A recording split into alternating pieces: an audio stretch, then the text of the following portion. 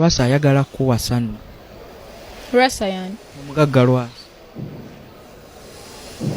Ono musajja ono ayagala nnyo abakazi.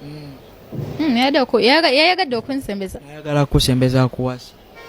Ayagala kunkozesa ki? Engeri gy'omunyenyeddemuko. Akabina oti mu vidiyo. Kwegamba n'ajula okuva ne mu katebe yabadde atudde ayagala kuwasa. Nze nga saagala kumpasa. Actually njagala bampase nga ntuuse. Tonnatuuka kati? Nga nkoze ssente ezimala.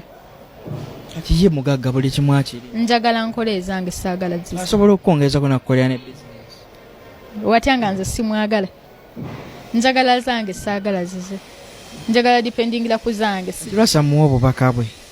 Endowooza yagisangula embwongo oba asigale ng'akyalowooza nga bw'abadde alowooza. Muwe bubaka ki?